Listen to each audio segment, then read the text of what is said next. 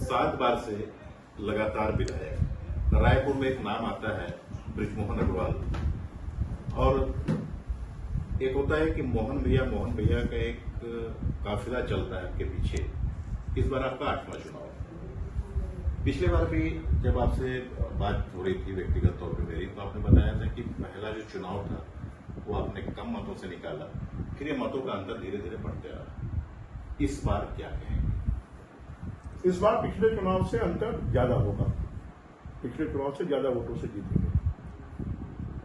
आपने अपने जब युवा मोर्चा में थे तो उस समय के कद्दावर अर्जुन सिंह, उन पर शायद काला झंडा फेंक दिया आपने। अचानक आप देखा एक चर्चा में है, और उसके बाद से आपकी जो राजनीति है लगातार शिखर पे पहुंची। ये जो सरकार है, इसमें देखा जा रहा है कि घोटाला 100 करोड़ का, 500 करोड़ का, 1000 करोड़ का, 2000 करोड़ का, तो ये क्या है आखिर? ये सरकार घोटालेबाजियों की सरकार है, ये सरकार भ्रष्टाचार की सरकार है, ये सरकार माफियाओं की सरकार है, ये सरकार महादेव सट्टा ऐप की सरकार है, ये सरकार युवाओं के भविष्य को बर्बाद करने वाली सरकार है, ये सरकार शराब घोटाले वाली सरकार है, कोयला घोटाले वाली सरकार है, ये सरकार रेत घोटाले वाली सरकार है, डीएमएफ घोटाले वाली सरकार है, धान घोटाले वाली सरकार है, युवाओं के भविष्य को बर्बाद करने वाली सरकार है। और महादेव ऐप सट्टा में तो अति हो गई कि सट्टा वैसे ही गलत काम है, और सट्टे में भी पैसा खाने का काम मुख्यमंत्री कर रहे हैं। ये बात प्रमाणित हो गई है। अब इसके बाद तो इस सरकार को कोई नहीं बचा सकता। जनता इस सरकार को ठिकाने लगाएगी और कमलपुर की सरकार लाएगी। कहाँ होनी चाहिए ऐसे नेताओं की जगह? होनी कहाँ चाहिए? ऐसे नेताओं की जगह जेल में होनी चाहिए, और ऐसे नेताओं को जनता जरूर सबक सिखाती है और इस चुनाव में सबक सिखाएगी। आपका विरोध बड़ा आक्रामक रहता है, खासकर इन मुद्दों पर, और कई नेताओं से आपके व्यक्तिगत संबंध भी हैं, जैसे भूपेश बघेल से भी। चाहे राजनीति कुछ भी हो, लेकिन आपके व्यक्तिगत एक संबंध भी होते हैं। तो इन सब मुद्दों पे आप क्या एकदम आक्रामक होकर विरोध कर रहे हैं, करेंगे? देखिए, मेरे व्यक्तिगत संबंध अर्जुन सिंह जी से भी रहे हैं, श्यामाचरण जी से भी रहे हैं, विद्याचरण जी से भी रहे हैं, मोतीलाल वोरा से भी रहे हैं, दिग्विजय सिंह जी से भी रहे हैं, अजीत जोगी से भी रहे हैं, और भूपेश बघेल से भी।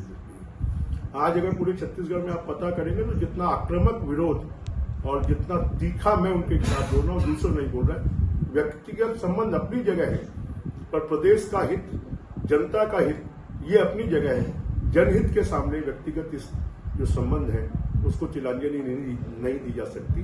अगर प्रदेश को लूटेंगे, भ्रष्टाचार करेंगे, खाएंगे, तो उसके लिए तो हम उनको छोड़ेंगे नहीं। एक प्रश्न बार बार आता है, जैसे भूपेश बघेल हो, कांग्रेसी नेता जो भी केंद्र के, वो कह रहे हैं कि भाजपा में भी तो घोटाले हुए, तो ईडी है जो उनकी एजेंसी बन के काम कर रही है, और छत्तीसगढ़ में तो भी ईडी की बहुत चर्चा है। अगर भाजपा में घोटाले हुए तो 5 साल से आप क्या कर रहे थे? हाथ पे चूड़ियां पहनकर बैठे थे। 5 साल में एक भी घोटाला कोई सामने ला पाए, एक को भी जेल में डाल पाए, एक भी घोटाला कोई प्रमाणित कर पाए? वो तो बोलते हैं कि हमने ईडी को पत्र लिखा है। पत्र लिखने से क्या होगा? आप क्या कर रहे हैं? उनकी तो सरकार है यहाँ पे, तो उनको कोई कार्रवाई करनी चाहिए। उनको करना चाहिए।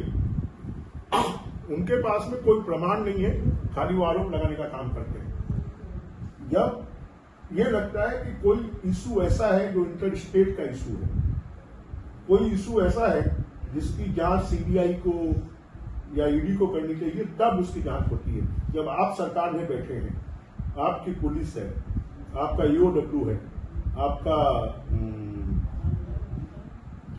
और ऐसे संस्थान है जो भ्रष्टाचार की जांच सीआईडी है, सब कुछ है। सीआईडी नहीं, एक भ्रष्टाचार की जांच करने के लिए एक संस्थान और है। तो आपने उनसे जांच क्यों नहीं करवाई? आपने लोगों को जेल में क्यों नहीं डाला? खाली बोलने से थोड़ी काम चलेगा। गाल बजाते हैं। झीरम घाटी का प्रमाण मेरी जेब में है। जो पार्टी, जो नेता अपने नेताओं के हत्यारों को सजा नहीं दिलवा पाए, वो फिर किस बात का नेता है, किस बात का मुख्यमंत्री? पूरे देश में कांग्रेस ये कहती है कि जो भाजपा है वो भगवान के नाम पे राजनीति कर रही है। इस बार आपके विरुद्ध एक महंत जी चुनाव में, एक वीडियो देख रहा था, वायरल हो रहा है कि वो बकायदा महंत जी भगवान कृष्ण की मूर्ति है, लड्डू गोपाल जिन्हें कहते हैं, उन्हें ले जाते हैं, कुर्सी में बैठाते हैं और एक भावनाएं उकेर कर वो वोट लेने का प्रयास कर रहे हैं बृजमोहन अग्रवाल के विरुद्ध। ऐसा है, जो व्यक्ति का वीडियो वायरल हो रहा हो, वो कहता है कि मैं रायपुर से चुनाव लड़ना ही नहीं चाहता, जबरदस्ती मुझे चुनाव लड़वाया जा रहा है, मैं तो जांजगीर से चुनाव लड़ना चाहता था। जो व्यक्ति यहां से चुनाव ही नहीं लड़ना चाहता और जिसका कोई योगदान रायपुर के विकास में नहीं है, उसको जनता क्यों वोट देगी? साथ में महापौर यहाँ के मेयर दिख रहे हैं जो कुछ कुछ बोलते नजर आ रहे हैं। हम तो चाहते हैं कि मेयर उनके साथ में ज्यादा से ज्यादा घूमे, वो हटेगा बस वो घूमे, बाकी आप जा रहे हैं, मुस्कुरा बाकी रहे हैं। जनता निर्णय करेगी। पहला चरण का चुनाव हो चुका है, संपन्न हो चुका है। आप तो चुनावी रणनीति में माहिर हैं।